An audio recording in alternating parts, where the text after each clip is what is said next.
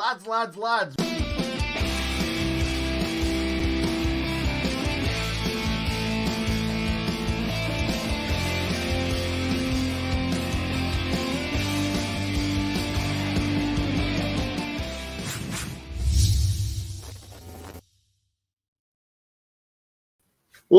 Lads, welcome to another match preview. How is everyone doing? Let us know in the comments right now.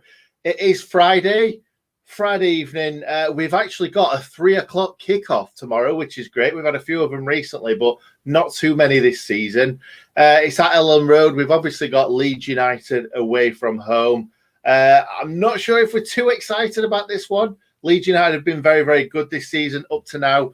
But you don't want to hear from me. If there's a lot of Leeds fans coming in here, who they'll want to see is this man. How are you doing, Mr. Stewart? Yeah, good. I always think, Nick, when I've got this this hat on, I look like a substitute teacher that wants to be your friend.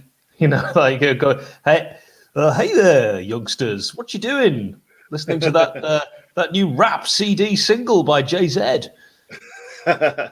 I feel like you look American as well. Yeah, okay. Like an American teacher that wants to be your friend. Definitely. I do have a question for you. If the coronavirus was gone tomorrow, where is the first place you'd like to go? I saw you tweet that. The first place, the very, very obvious answer is Bramall Lane, isn't it? Because of what we're doing right now. Genuinely, I just want to get out there and see people. I don't care where it is. I just want to see my friends and family in a setting where we don't have to be careful and we don't have to wear masks. We can hug. We can do whatever we want. I'm going to say we can touch each other, but that sounds really weird when you're talking about family members. So I don't care, mate. I really, really don't care. I just want life to go back to normal. What about you? Probably just stay in the house, have a nice quiet night in for a change. Yeah, we haven't done a lot of that, have we, recently? I just want to mix it up. Yeah, by the way, you mentioned this game's a 3 o'clock kickoff. It is on Amazon Prime, but we've got you covered on the watch along. That starts on this channel, 2:30 p.m. Saturday, and the referee is Graham Scott, and he's actually from round where I'm based, and he's going to take charge of his 80th Premier League fixture tomorrow, and it'll be the first top flight game he's ever done involving Leeds. So normally I like to get some stats on what he's like with the opposition and the home team. Can't give you any with Leeds. No. They've not been in the Premier League for a very long time, have they? 16 years. Embarrassing, really, you could say. I'm not saying it. Well, the good thing about that is all the Leeds fans hate me because of what I did when we got promoted. I kind of sang Leeds are falling apart again when we beat them. Well, they sang that. They sang that themselves when they got promoted. They've embraced it and they've kind of made it their own, and you have to respect that. I think that's the best way to do it, isn't it? It's got to be done. And I've got a lot of respect for Leeds, actually. I really do. But yeah, they're definitely here for you rather than me tonight, Hal. Because I'm sure you'll see a catchphrase 1 or 2 times in this video today. But we'll talk about the Chelsea match before we go on to the Leeds game. It was a very, very long time ago, it seems, because we've had this international break in between. We've all loved the internationals, as we never do. But yeah, England got 2 wins. Happy days. So the Chelsea game, we were completely outplayed in the first half. I'm not going to go for it too much, but we missed 3 really, really good chances. Enda Stevens at the back post with a header. We had Dave McGoldrick miss of the season, and Brewster could have scored his first goal of the season, but he just missed. Me and Hal were jumping up and down thinking that he'd scored. It was very, very close. But that second half, we showed that we're not dead and buried. Well, we're probably going to be relegated, but we were dead and buried in the cup. We are now. Oh yeah. Yes. Do you mean from the first half? We thought we were dead and buried in the cup. Yeah, I also want to just jump in on the Brewster thing. He's saving it for his birthday weekend, which of course is this weekend. Yeah, yeah. I still didn't believe that it was his birthday because it came out on April Fool's Day, didn't it? So I was thinking, are they going to come out later and say it wasn't his birthday, really? Yeah, It you was just sent an me. April Fool's. You sent me a message, didn't No, you? no, no, no, no. I was Let's not like, bring that up. Let's not what? bring. Did you understand it or not? Not at all. No. Well, we'll talk about that after. I'm glad you didn't bring that up because Right. I think a few people in the comments might have understood it. Okay. But anyway, we'll move on. I thought we played really well in that second half, really took it to him.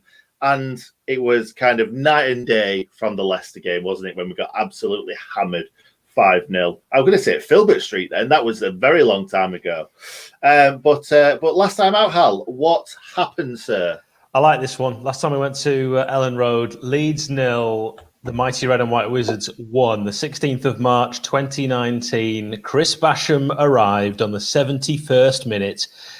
Mr. Chris Basham, choo-choo, playing as a makeshift midfielder. Of course, some of our greatest victories have come actually when he's played in midfield, like at Swilsborough, of course, in the hard to forget. But he steered home the winner from 20 yards after Billy Sharp capitalised on a slip by home captain and one of Billy Sharp's best mates, Liam Cooper, to play him in. And Nick, I've got the team sheet up from that day for the Red and White Wizards, and it's quite incredible how many players are still involved in terms of could play tomorrow and still at the club. You've got Henderson in goal, then Martin Craney, so those two are gone. But Egan, O'Connell, Baldock, Basham, Norwood, Fleck, Stevens, Sharp, McGoldrick.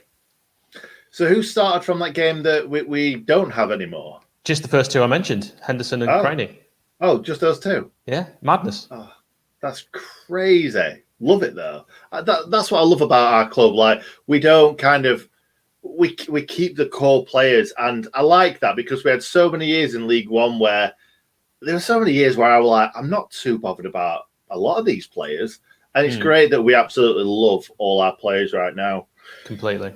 I'm surprised you went for that one, to be honest, because it was such an easy one to go for, and you like to find those really random ones from years and years and years ago. But fair play, mate. I've saved one for our memorable match that you are going to absolutely love. Fair play, mate, fair play. Anyway, let's move on to team news. And for us, obviously, Sander Berger, we've seen him in and around kind of like the training ground and stuff on video. So that's good. It's nice to see. We probably will see him in a few weeks' time, apparently. Nothing. Radio silence about Jack O'Connell. Radio silence, which I'm really, really worried about, really. Then we've got Jack Rodwell, who, I don't think we're that bothered, really. He's not getting games, even when we were really, really struggling. I think he's been injured for quite a while. No one knows what's actually happened to him. But we'll move on to kind of short terms, because I've said Jack Robinson's in the long-term category for a long time. And it looks like he could be in and around the first team again. I think a lot of fans probably aren't too bothered about that. But I just thought I'd bring it up. John Egan apparently is not far away from being match fit. So I think Heckingbottom was trying to get him fit for this game, if not the next game. But fingers crossed we don't bring him back too early and he gets injured again. We don't want to see that. We don't want that to happen to John Egan. I think you could possibly say the same thing happened to Chris Basham, because he came back and then got injured again. And he's not trained, apparently, in the last few days. He's not trained at all. So we don't want to rush Bash back either, because we don't want another injury on our hands, because we're thinking we're going to be retaining Bash. Whatever happens, if we stay up, not going to happen. Or if we go down, and I can't see anyone coming in for Bash. So let's not rush Bash back. Billy Sharp's another one that hasn't been playing recently, but he probably will miss this game, but he could be in contention. We don't know. Not a lot has been said about Billy Sharp. And finally, Ender Stevens, even though they were saying that Ender Stevens is injured, he withdrew from the Republic of Ireland squad, could be back for this game. So, yeah, who knows? Obviously, Chris Wilder used to like to keep injuries underneath his hat, and I think Heckingbottom is quite similar, really. So we'll move on to the predicted lineup. I've gone for Aaron Ramsdale in the goal, George Baldock at right wing back, Osborne left wing back, Ampadu, Jags, Brian. Then we've got, obviously, we're going to have to play Ollie Norwood at defensive midfield, Lundstram on the right, Fleck on the left of midfield, and then up top, McGoldrick's got to be in there, no doubt about it. I don't really want to see Ollie McBurney up top, but I feel like that's what we're going to do for this game. We're going to try and get him to hold the ball up and be dangerous in the air. So that's what I've gone for. Hal has also done his predicted lineup on Twitter. So if you want to go and see what Hal picked, take yourself over to Twitter. But not just yet. Not just yet. Let's stay here, because what we're going to do now is me and Hal are going to welcome somebody from a Leeds United fan channel. Oh, that's right. I don't Nick. like to say that. I don't like to say that. It is the man who presents on all Leeds TV, Joe Wainman. Yes. Hi. How's it going, Joe? Yeah, good. Excited, lads. Excited. You got surnamed then as well. You got surnamed. yeah, exactly. But I'm a little bit disappointed, lads, because we were just chatting about it on my show. I wanted it to be something on this game, a little bit of needle, something to be riding on, and I just feel it's just taken out a bit. I even said, like, had we have been at the ground, it would have still had that spice, because naturally we could have rubbed it in a bit, you know, you're going down, all that sort of stuff, and we don't even get the opportunity to do that. So it's just a bit disappointing, isn't I know, Joe, it would be lovely if fans could be there, and, like, you know, afterwards I could punch you in the face or something like that. You know, it would just help, I think, get us through the season. I agree with that. Yeah. So, Joe, do you want to take us through the Leeds team for this game and team news? Yeah. So when we ever come up against a team that likes to play two up top, we always go with a back three. So I fully expect that to be the case. It's quite interesting because for the first time in a while, we actually have 4 fit centre-backs. We've had like 13 different centre-back partnerships this season alone. So it's nice to have all 4 fit. So that's going to be interesting. But in goal, of course, France's future number 1, Ilian Meslier. Right wing back will be Luke Ayling. Left wing back, Stuart Dallas. The back 3 for me will be Llorente, Strauch and Coop. A lot of people would like to see Robin Koch come in, but I just think it might be a little bit too soon for him. Of course, in front of them, it will be England's Calvin Phillips.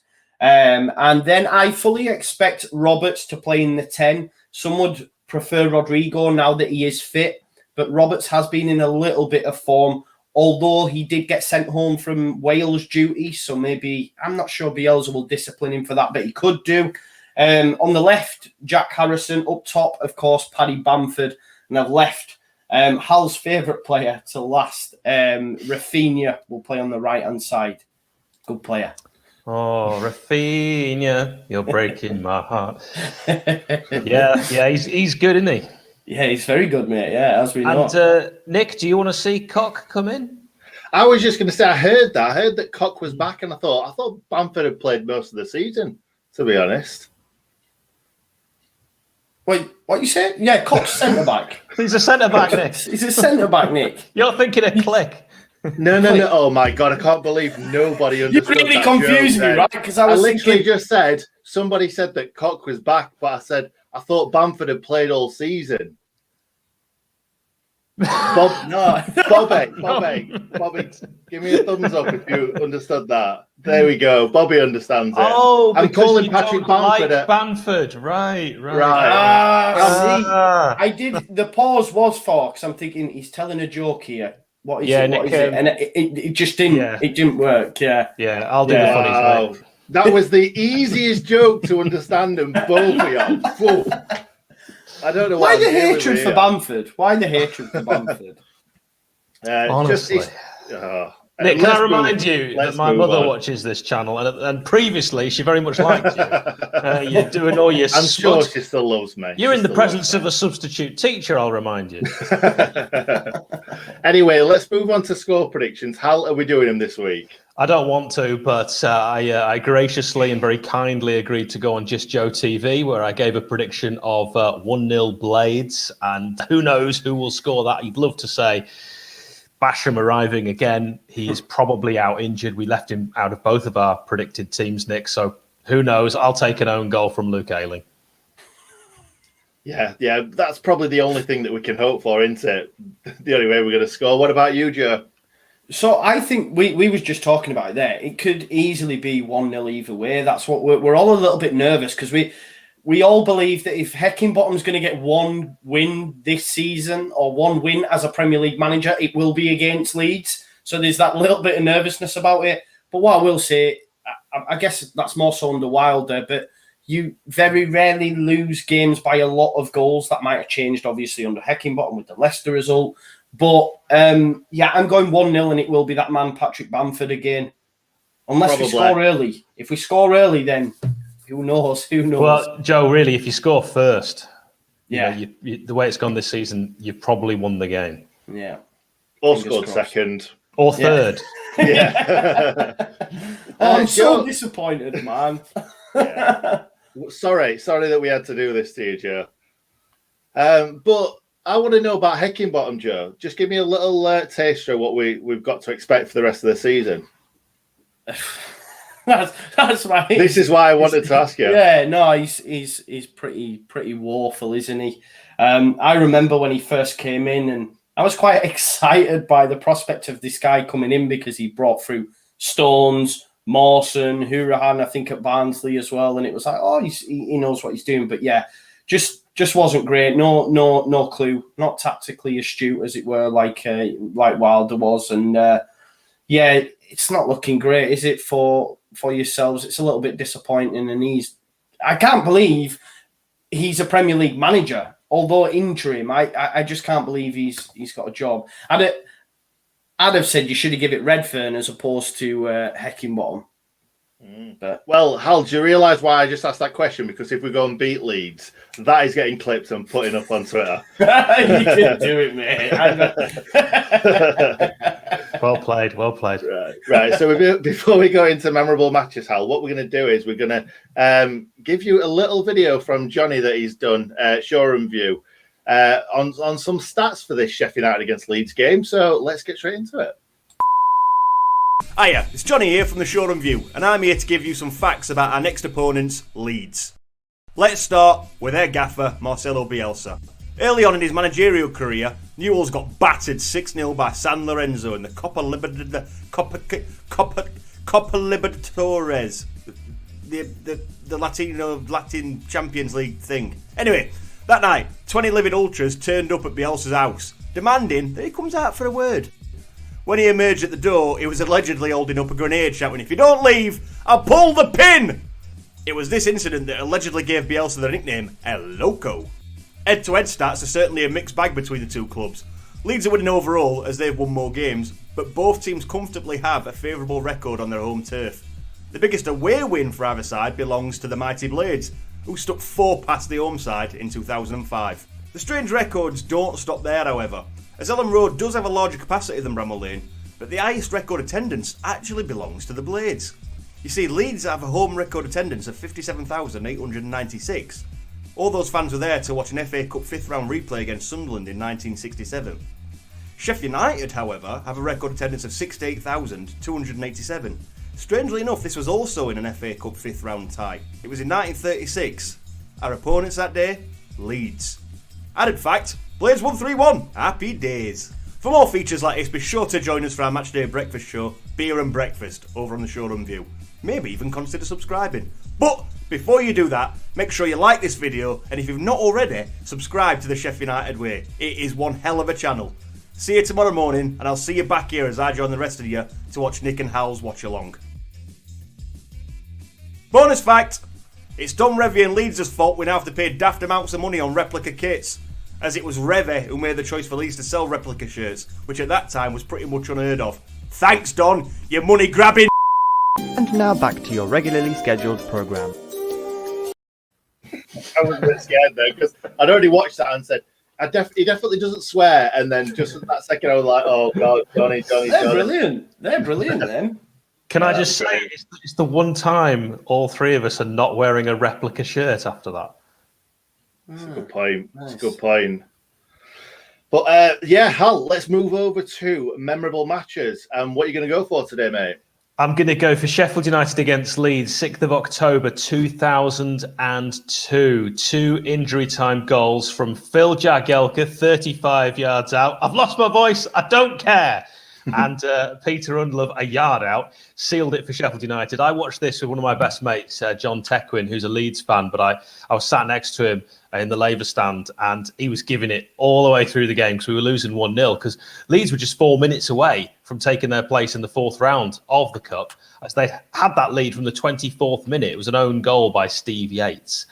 And he was just giving me all game, and I just sat there head in hands thinking, this is awful. This is the worst game of my life. And then, of course, it all turned around. Leeds fans behaved very poorly. They started ripping up seats from the top tier of the John Street stand, and they threw them onto the pitch, and mounted police had to intervene, and it all kicked off, and I punched Joe in the face.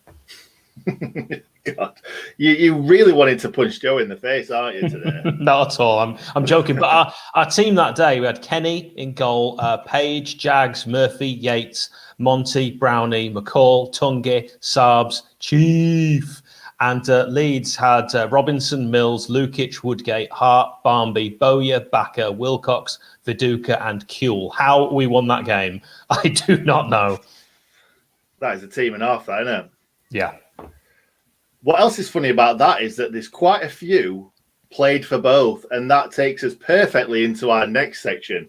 Because Joe, I don't know if you've seen one of these previews before, but we just look at who's played don't for say both. that, Joe. Sorry, yeah, sorry. I say just leave like that. everyone. I'm so bad for stuff like that. Sorry. No, don't worry about it. I've not watched any of your videos either, Joe, so it's fine. So anyway, we move on to players that have played for both teams. So what we'll do is we'll throw it to you, Joe. How many players can you name for that's played for both teams? Oh, bloody hell. Not many. My memory is not great. No, that's fine. Just throw us a couple. Right, Brian Dean. There we go. We'll bring him up on screen right now. That's There one we of Hal's. Paddy Kenny. Yeah, Yeah. Paddy Kelly. Halifax. His mum actually lived round the corner from my brother used to play football with him, to be fair, up on Ling Bob. He went to my school. He's a good guy, but his Leeds career wasn't great. Yeah, Paddy Kenny. Yeah, that's a good couple. We haven't got room to bring him up on screen, but what we will do is we will Obviously instead. Tongy and Brown and that, them dark times of Leeds. Anyway, for us. Yeah. Can we kick him off? Can we kick him off by now, Hal? Don't worry. When I see him, I'm going to punch him in the face. Although Brown's tackle, I forget who it was against Chef Wednesday. Well, I forget who it was on, and it was basically kung fu scissor kick halfway. It was a beauty. To be fair, it was a beauty. Yeah. So shall we take it from here, Hal? Yeah, go on. Give me your first one, Nick. Yeah, because one of yours has already gone, hasn't it? Dino. So I'll go for one that Joe said. Michael Tong was brilliant for us in the 2002-2003 season. He turned into a left winger from nowhere. Was unbelievable. And then we moved him back into centre mid and ended up going to Stoke and then eventually winded up at Leeds. Like Joe said, very dark times for Tongi at that point of his career. Hal, go on.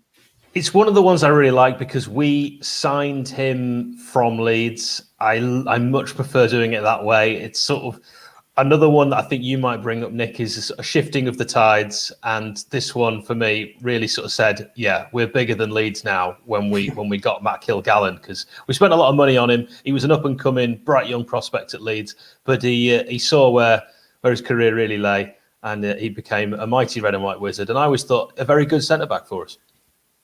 Yeah, I completely agree. It was great. He had a poor start, though, didn't he, in the Premier League when he came in? Against Villa, he was particularly exposed, yeah. Yeah, definitely. But, it got better and better, and then we sold him on for a profit. So, great. Joe, what do you remember of Killer? Oh, mate, that's... Honestly, my memory is not great at all. Although I do remember that shirt. And buying, I had the goalkeeper shirt, right? And the Diodora. Apparently, them dots on the arms were supposed to change colour when you sweat. It just didn't happen. But yeah, mate, I wish you'd have pre-warned me about what We we don't were like doing, so to I do could have that. had this all in here. If I could only have you had and it I, already. Joe, had done a video earlier where I'd listed all of the players that played for both. You did. Which I did to help you. Yeah, I know. Damn. There we go. And the final one that we've got, and Hal, this is another one where it's like we are bigger than Leeds buying Rob Hulse for our Premier League season. We didn't stay there for too long, did we? But Rob Hulse, if it wasn't for his pretty much career-ending injury, I would say, because he did come back, but he was never the same player after he broke his leg against Chelsea. But he was brilliant in pretty much the first half, maybe just a little bit more. Joe, what do you remember about Rob Hulse? Second, I just muted myself. Again, mate, my memory's not great, guys. I feel like you've brought me on here, and yeah, my memory is not great at all. Joe, just make it up. Just go, loads. Yeah, good player. Yeah, Rob Hulse. Yeah, went all over the shop, didn't he? No, he was very static. He was famous. We called him Static Rob Hulse. He was infamous. I mean, Infamous he for not transferred. moving. He was at many clubs. Yeah. Okay, so Joe, who was the previous presenter on All Leeds TV, thank you so much. Just pop your comments in of which players you remember playing for both. Do you want me to rattle off a load really quickly, Nick? Yeah, you can do. I've got some as well. So if you've missed any, which you probably won't have, I'll fill you in. Go for it. No, we're filling Joe in, aren't we? That's what we're doing when we Yeah, you are, mate. Yeah. This is a lesson for me. Paddy Kenny, Lee Bromby, Sean Derry, Carl Bartley, Paul Beasley, Alex Sabella, Gary Speed, Vinnie Jones. Obviously, we've mentioned Tungy and Brownie already. The legend, Tony Curry, Mick Jones, Billy Sharp, Keith Edwards, Richard Creswell, and Super Danny Webber.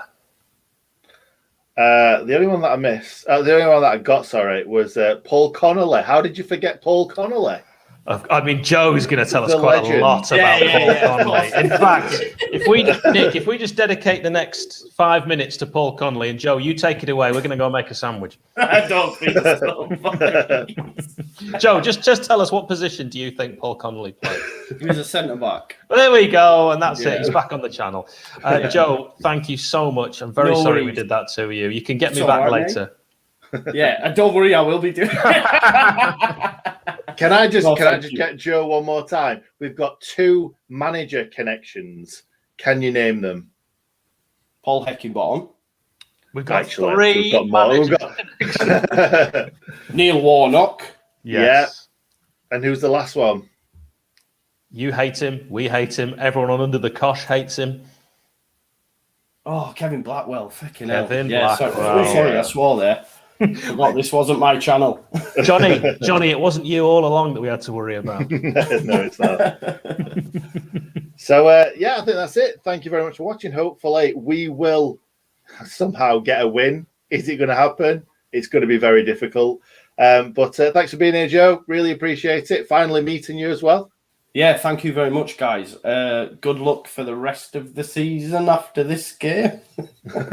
Do us a favour as well. Go and check out Just Joe on YouTube. He's doing his own thing. It's more for general football fans. You don't need to be a Leeds fan. Doing some cracking content. Cool. Thank you very much. No worries. Cheers, guys. See you later.